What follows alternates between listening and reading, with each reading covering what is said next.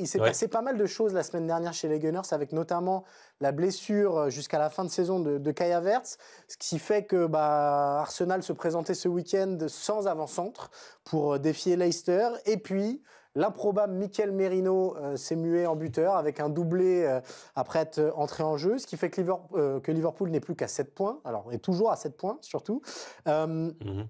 Je vais commencer avec une question assez directe. Est-ce que Arsenal peut encore croire au titre sans numéro 9 valide dans son effectif, puisqu'on rappelle que Gabriel Jesus est aussi absent jusqu'à la fin de saison. Et que Gabriel Martinelli, lui aussi, est absent probablement jusqu'à la fin du mois de mars, qui peut jouer Et en que cette position, Bukayo puisque c'est Saka, là, que Bukayo Saka qui marque voilà, quand et on même peut... pas mal aussi, est absent jusqu'en avril. Alors, il y a la possibilité, bien évidemment, pour le club, peut toujours recruter un agent libre, entre guillemets. Mhm. Par exemple, un joueur comme Diego Costa serait recrutable, ou un joueur comme Ben Yedder serait recrutable.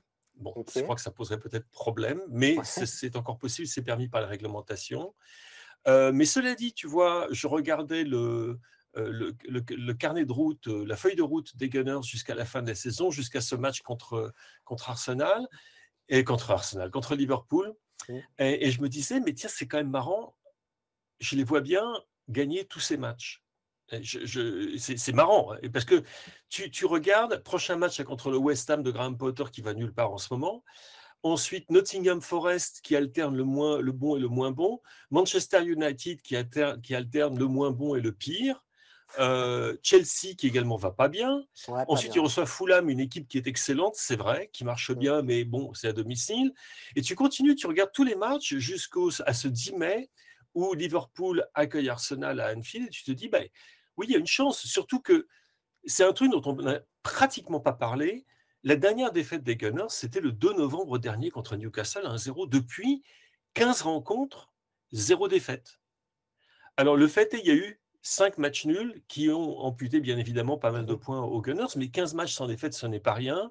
Et quand tu vois, chaque fois qu'il y a des blessures qui arrivent, eh bien, ce groupe se soude, est très solidaire, et il y a des solutions qui sont trouvées. Alors là, c'est vrai, cela dit, la coupe est pleine, il n'en faut Ouais. plus. Il n'en faut plus. Si jamais il y a encore, si jamais tu as des joueurs, et je touche du bois parce que je vais leur porter malheur, si jamais tu as un Odegaard qui est blessé, ou un Nwaneri, Ouais. par exemple, qui vient de rentrer dans l'équipe et qui est une révélation, Mhm. tu te dis, là, il va y avoir un gros problème.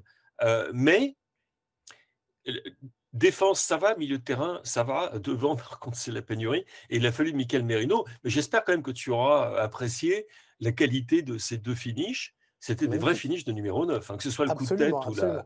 la Et du coup, demi-volée du plat du pied au second poteau. Chapeau. c'est Hein. la solution de bricolage qu'a trouvé Arteta. Est-ce que Merino va devenir l'avancement titulaire jusqu'à la fin de saison Non, mais c'est sérieux comme question parce que finalement, il sort d'un doublé, donc on se dit peut-être qu'il peut avoir les épaules pour ce poste-là et que Kai Havertz au départ était milieu de terrain et puis on a vu qu'il savait marquer des buts. Oui, l'autre joueur, malheureusement, qui n'a pas montré grand-chose, qui avait montré rien du tout, qui peut être mis dans cette position-là, c'est Raheem Sterling. Tu peux Ouais, également penser oui, c'est vrai. à Nwaneri étant mis en faux neuf.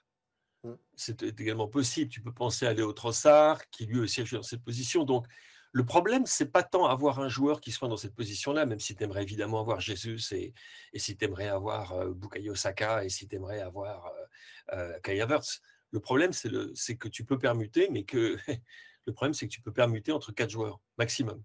Et quand Ouais, je dis 4 joueurs, je suis généreux parce que Mikel Merino n'est pas un attaquant. Quand ouais. il parlait à nos confrères de la BBC et juste après la rencontre, et il a dit, moi, je pense que la dernière fois que j'ai joué à ce poste-là, c'est quand j'avais 8 ans. Mais encore Ouais. une fois, tu regardes le programme, tu regardes la feuille de route, tu te dis, ils ont à quoi jouer. Ils ont à quoi jouer parce que Liverpool, mine de rien, est pas passé loin de la correctionnelle contre les Wolves. Hein. Je ne sais pas si tu as pu voir le Ouais, ouais. match. Moi, j'ai regardé ce match hier. J'ai trouvé cette équipe des Wolves franchement épatante. Ils reviennent de 2-0 à 2-1 et après, c'est eux qui dominent la rencontre et c'est eux qui, jusqu'à la dernière seconde, font trembler Liverpool qui se souvient de ce qui s'est passé à Everton en milieu de semaine dernière. Oui, tout à fait. Donc, tu te dis, bon, c'est possible, mais il faut qu'ils s'accrochent, qu'ils gagnent, qu'ils gagnent, qu'ils gagnent. Ils n'ont pas le choix. Ils n'ont plus la liberté de perdre 2 points sur un match.